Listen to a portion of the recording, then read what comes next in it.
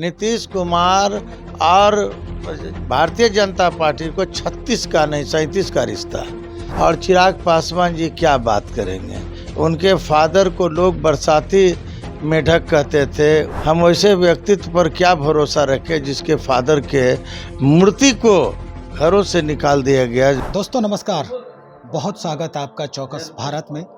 मैं आपका दोस्त ब्रजेंद्र। देखिए, सियासी पारा जो है अपने राज्य की वो धीरे धीरे और गर्मी बढ़ाता जा रहा है। दरअसल इस पूरे राजनीतिक गलियारे में जो दिनों दिन हम देख रहे हैं, नेताओं के जो बयान आ रहे हैं, एक दूसरे पर कटाक्ष हो रहे हैं, द्वंद्व जो चल रहा है, इससे स्पष्ट हो रहा है कि अंदर ही अंदर क्या कुछ गुल खिला जा रहा है।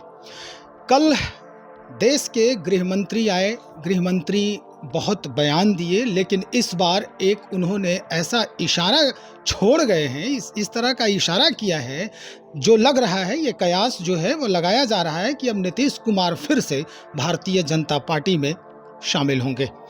बहरहाल बात चिराग पासवान की। लोजपा रामविलास के जो राष्ट्रीय अध्यक्ष हैं चिराग पासवान, उन्होंने स्पष्टता से ये कहा है कि नीतीश कुमार पर इंडिया गठबंधन को भरोसा नहीं है।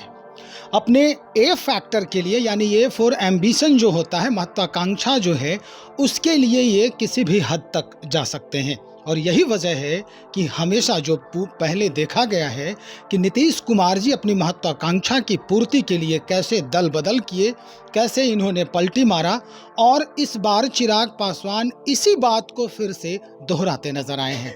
चलिए इस बाबत हम बातचीत करेंगे। हमारे साथ पूर्व एमएलसी हैं आज़ाद गांधी जी, आरजेडी के कद्दावर नेता हैं। इन्हीं से हम बातचीत करते हैं कि चिराग पासवान नीतीश कुमार पर सीधा आरोप लगा रहे हैं। हालांकि नीतीश कुमार अगुआ के रूप में इंडिया गठबंधन के देखे जा रहे हैं, लेकिन आरोप ये है कि इंडिया के ही लोग, यानी इस गठबंधन के लोग जो हैं, अब इन पर भरोसा नहीं कर पा रहे हैं। देखिए, आपने जो प्रश्न किया है जी। इस संबंध में मुझे कहना है कि नीतीश कुमार पहले क्या थे, इसकी चर्चा राजनीति में नहीं होती है। राजनीति में हमेशा चर्चा वर्तमान की होती है। जी जी। जो वर्तमान अभी नीतीश कुमार जी की जो सोच है और जो विचारधारा है, वो सीधे विपक्षी दलों के साथ है।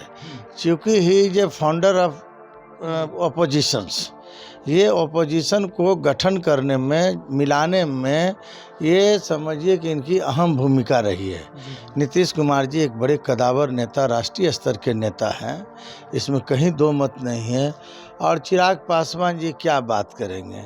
उनके फादर को लोग बरसाती मेढक कहते थे, मौसम का राजनीतिक कहते थे, मौसमी उसी हालात उसका बेटा का भी है। कहीं न इधर के हैं न उधर के हैं, कभी मोदी को कुछ कहते हैं।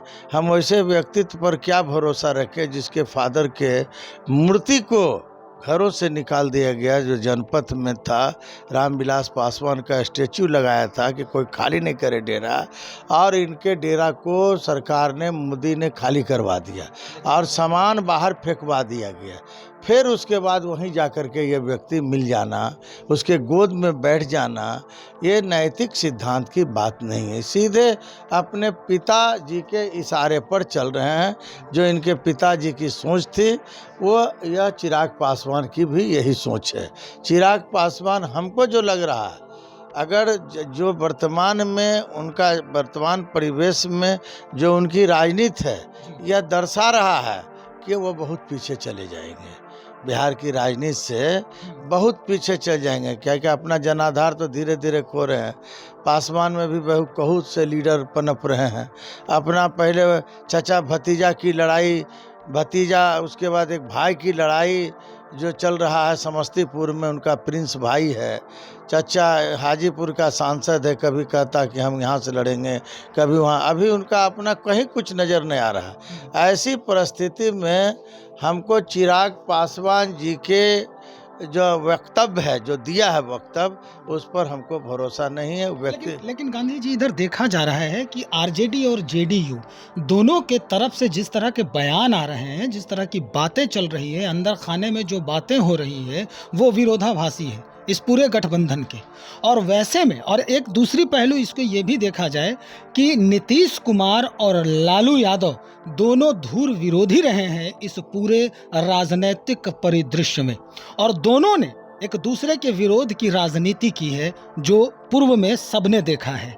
सत्ता के लिए आरोप यह है चिराग पासवान का कि सिर्फ सत्ता के लिए ये दोनों गलबहियां कर रहे हैं। देखिए, राष्ट्रीय जनता दल और जदयू का जो गठबंधन है, मेरे हिसाब से जो मैं चारों तरफ देखता हूं और तमाम लोगों से हमने इस बात की पुष्टि की है, वह एक अटूट गठबंधन है। ये राजनीति महकमे में चर्चा तरह तरह का चलता है, इस पर विश्वास नहीं करना चाहिए। लोग नहीं चाह रहे हैं, जैसे कि भारतीय जनता पार्टी को यहाँ तक कोई जनाधार नहीं है। देखिए कितना इज्जत वहाँ नीतीश कुमार का, वाइडन से ज़्यादा इज्जत नीतीश कुमार का प्रधानमंत्री ने किया। कारण क्या था कि किसी तरह से हम नीतीश कुमार को अपने साथ कर लें। इसका मतलब साफ जाहिर होता है कि आप सम्राट चौधरी को प्रदेश अध्यक्ष बना दीजिए, या किसी को आप नेता विधान परिषद का प्रतिपक्ष का नेता साहनी जी को बना दीजिए। कहीं कोई असर पड़ने वाला नहीं, इनके पास अपना कहीं कोई जनाधार नहीं है। ये हवा उड़ा रहे हैं। सिगुफा उड़ाने में भारतीय जनता पार्टी मास्टरमाइंड कहा जाता है। ये कल क्या कह देंगे कि नीतीश कुमार मेरे साथ आ गया, देखिएगा अपने आप कह देंगे कि नीतीश कुमार, जबकि नीतीश कुमार और भारतीय जनता पार्टी को 36 का नहीं 37 का रिश्ता है। 36 का रहे तो चलता है, उससे ऊपर का रिश्ता है। ये कभी देखिए, ठीक है राजनीति में महत्वाकांक्षा होना चाहिए, लेकिन एक बात आप जान लीजिए दिनकर के शब्दों में कि ज़्यादा महत्वाकांक्षा कष्ट का कारण होता है। तो कोई व्यक्ति कष्ट उठाना नहीं चाहेगा, चाहे नीतीश कुमार हो, चाहे आज़ाद गांधी हो, चाहे लालू जी हो या तेजस्वी जी हो। कोई कष्ट का कारण क्यों उठाएगा? कष्ट का कारण है महत्वाकांक्षा, समझे। इसलिए कहीं कोई चिंता नहीं, हमारा राष्ट्रीय जनता दल और जदयू का गठबंधन अटूट है और सदा अटूट रहेगा। लेकिन ये बात जो सामने आ रही है कि महत्वाकांक्षा के लिए जिस तरह के पहले भी देखे गए हैं, पूरा माहौल जो है, पूरा परिदृश्य राजनीति का बदला है नीतीश कुमार ने महत्वाकांक्षा के लिए ही, सिर्फ सत्ता के लिए ही, जैसा कि चिराग पासवान ये कह रहे हैं। क्या इस बार अमित शाह के आने से और कोई विरोधाभास नहीं कहने से ये आशंका नहीं जताई जा सकती है कि नीतीश कुमार फिर भारतीय जनता पार्टी का दामन थामेंगे? देखिए, जो गृह मंत्री का जो कार्यक्रम था, आप देखे होंगे कि नियम है, प्रोटोकॉल कहता है कि कोई मंत्री को भेजना, रिसीव कराना। आपने देखा क्या कि कोई रिसीव करने के लिए हमारा राज्य सरकार का कोई मंत्री वहाँ तक पहुँचा क्या? और आना जाना उनका लगा हुआ है, अपने स्तर से लगे हुए हैं कि किसी तरह से हम लंद फंद बोल करके वोट बटोरने का काम करें। नीतीश कुमार, हम लोग विपक्ष, हम लोग तो सारा बात को स्पष्ट कर दिए हैं कि गृह मंत्री का क्या सोच है, गृह मंत्री क्या चाहते हैं। आप देखिएगा कि आज से पार्लियामेंट चल रहा है, 4 वो विधेयक ला रहा है ये सरकार जो ला रही है। इसके पहले 1 महीना पहले भी एक सदन चला था, यही ग्रीष्मकालीन सदन चला था, उसमें भी तो आप प्रस्ताव ला सकते थे, महिला आरक्षण बिल हो, जो अन्य कोई भी बिल हो। देखिए, हम लोग जो है महिला आरक्षण बिल का समर्थन करते हैं, लेकिन एक शर्त पर कि जो वंचित वर्ग की महिला हो, गरीब गुरबा महिला हो, छोटे समाज की महिला हो, उसको भी पार्लियामेंट में जाने का मौका मिलना चाहिए। जब तक समानता नहीं देश में आएगा, अगर 100 लाशों के बीच अगर कोई खूबसूरत व्यक्ति रहेगा तो उसको सुगंध जाएगा ही ना। हमारी सोच है, हमारी पार्टी की सोच है, लालू प्रसाद यादव की सोच है कि नहीं, वैसे वंचित वर्ग की महिलाओं को भी उचित स्थान मिलना चाहिए। हम इसके पक्षधर हैं। अगर ये लोग नहीं करेंगे इन मुद्दा पर, तो हम लोग इसका देखिएगा पार्लियामेंट में घोर विरोध करेंगे, जिसका विरोध का क्या होता है वो समझ जाएगा कि लोग। चलिए, आखिर में गांधी जी आपसे एक सवाल है, बस महत्वपूर्ण सवाल बड़ा है ये।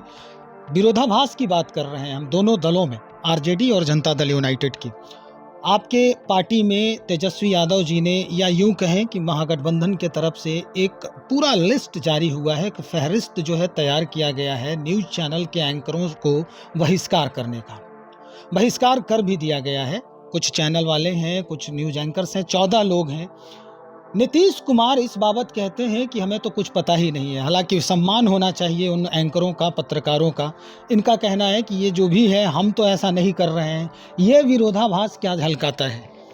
देखिए, जब विपक्षी दलों की बैठक दिल्ली में हुई जी और ये सामने आया नतीजा जो आया कि जो एंकर हैं या कुछ न्यूज़ चैनल 5-6 न्यूज़ चैनल हैं, 14 हैं। नहीं, एंकर 14 हैं जी और न्यूज़ चैनल 5 या 6 हैं, जी समझे कि नहीं। वो देखिए, लोकतंत्र का चौथा खंभा माना जाता है आपका पत्रकार का जो दुनिया बड़ा एक ईमानदार लोग इस पर विश्वास कर देते हैं। अगर आप लिख दीजिएगा कल अखबार में कि राम को हमने जिंदा देखा, तो लोग मान लेंगे कि नहीं, हमने सही में जिंदा देखा। इतना लोग चौथा स्तंभ पर विश्वास करते हैं। और चौथा स्तंभ में जो कुछ ऐसे पत्रकार हैं या कुछ ऐसे एंकर हैं जो किसी दल का पिट्ठू बने हुए हैं, जबकि नहीं बनना चाहिए। इनको तो समान बात लेकर के चलना चाहिए। जो देश में घटनाएं घट रही है, जो देश की स्थिति है, देश बिक रहा है, नौकरी नहीं मिला किसी को, कहीं कुछ नहीं, लाभ नहीं मिला जनता को। ये 9 साल 10 साल तक जनता को बहलाते रह गया। अंतिम में भोपाल का जो इतना बड़ा स्टेशन है, अंडानी अवानी के हाथों कर दिया। अब क्या होगा? वो अपना स्टाफ रखेगा। मेरा स्टाफ को लोग पेंशन दे करके छोड़ दिया, सब पेंशन लो, बाहर जाओ। इस तरह से देश में ये पहली बार हुई है। देश की आर्थिक व्यवस्था दयनीय हो चुकी है। इन सब कुमार का सॉफ्ट कॉर्नर है उनके प्रति। देखिए, ये सब बिंदुओं पर जो चर्चा एंकर को करना चाहिए, इन सब बिंदुओं पर जो चर्चा चैनल को करना चाहिए निष्पक्ष रूप से। जिस तरह से देखिए, आप बड़े निष्पक्ष पत्रकार के रूप में हैं, बिहार में बड़ा आपका सम्मान है, आपका चैनल का भी सम्मान है। ठीक उसी तरह उन चैनलों को भी आपसे सीखने की ज़रूरत है कि किस तरह से हम कौन ऐसा भाषा का प्रयोग करें, किसी दल के प्रति ऐसा शब्द न बोलें जिससे कि आम जनता को कष्ट हो। अब बोलिए ना, गैस सिलेंडर के बारे में वो लोग बोल रहे हैं कि एकदम सही हुआ, पेट्रोल का दाम सही बढ़ रहा है, अडानी अंबानी ने जिस तरह से प्लेटफार्म खरीद लिया वो सही खरीद लिया। ये एंकर बोल रहा है, एंकर को अधिकार नहीं इन सब बातों को बोलने का। इसलिए इन सब चीज़ों का देखिए, हम लोग विपक्षी जो ताकत बनी है राष्ट्रीय स्तर पर, इसका हम लोग उन एंकरों का हम लोगों को स्पष्ट आदेश है कि उन एंकरों के पास नहीं जाना है, उन मीडिया के पास नहीं जाना जो लिस्ट जारी हुआ है, जो निष्पक्ष बात ना करे, वैसे उनके पास जाने से क्या फ़ायदा है। सवाल बस यही है कि नीतीश कुमार जी उनके प्रति सॉफ्ट कॉर्नर रख रहे हैं अभी भी। कोई देखिए, ये सब मनगढ़ंत बातें हैं। नीतीश कुमार की जो सोच है और नीतीश कुमार जी की विचार, नीतीश कुमार एक विकास पुरुष है। नीतीश कुमार के पास और लालू यादव के पास, तेजस्वी यादव के पास वोट बैंक है। और किसके पास वोट बैंक है? कौन कास्ट का वोट बैंक है किसी के पास? इसलिए बरगलाने के लिए इस तरह से साजिश हो रहा है कि किसी तरह से नीतीश कुमार को हम अपने पक्ष में ले आएं, नीतीश कुमार को हम तोड़ दें। और भाजपा के पास कोई ऐसा उपाय नहीं है। ये भारतीय जनता पार्टी ने गुप्त तरीके से जो सर्वेक्षण मिश्रा साहब ने जो कराया है, उस सर्वेक्षण में साफ बातें आई है कि इसका जनाधार बिहार में समाप्ति के कगार पर है। और वो सर्वेक्षण रिपोर्ट जो विजिलेंस भारतीय जनता पार्टी का है, वो अपने दम पर जो सर्वेक्षण कराई है, जो अगर प्राइवेट होता तो आउट हो जाता, लेकिन अपने दम पर, अपने पैसा के ताकत पर जो सर्वेक्षण जो कराया है, उस सर्वेक्षण रिपोर्ट भी हम लोगों को पता चला है किसी न किसी रूप में। उसमें साफ जाहिर है कि भाजपा 5 सीट से आगे नहीं बढ़ रही है बिहार में। 35 सीटों पर हम तो कह रहे हैं कि 40 का 40 हम लोगों के हाथ में होगा। अगर कोई ऐसा बात होता तो 2-4 सीट के अलावा जो कहीं कोई उपाय भारतीय जनता पार्टी को नहीं है। इसलिए वो चाह रही कि बिहार में कोई ऐसा षड्यंत्र रचें, नीतीश कुमार को तोड़ दें, तेजस्वी को जेल भेजा दें, ईडी का प्रयोग कर दें। ये सबसे अब दाल गलने वाला नहीं है। हिंदुस्तान की जनता अब चुनाव लड़ेगी, इतना मान के कोई पार्टी अब चुनाव नहीं लड़ेगी। आप देख लीजिए, जो आने वाला जो समय है, देश की जनता बनाम एनडीए ये चुनाव होगा। और देश की जनता ने मन बना लिया है कि इस सरकार को हमको उखाड़ फेंकना। चलिए, बहुत शुक्रिया जानकारी देने के लिए। तो हमारे साथ पूर्व एमएलसी और आरजेडी के कद्दावर नेता आज़ाद गांधी बातचीत कर रहे थे। स्पष्टता से इन्होंने कह दिया है कि भाई 5 सीट से ज़्यादा भारतीय जनता पार्टी इस लोकसभा चुनाव में नहीं लाने जा रही है। ये भी इन्होंने कयास लगाया है। इनकी जो स्थिति है, इनका जो दावा है वो ये कि भाई 40 के 40 सीट हमारे ही होंगे।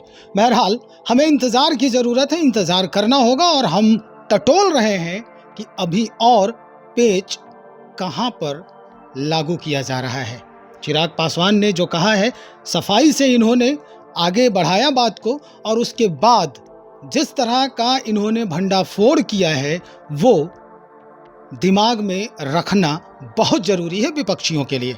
बने रहे हमारे साथ, हम और भी खबरों लेकर बहुत जल्द हाजिर हो रहे हैं। बहुत शुक्रिया आपका।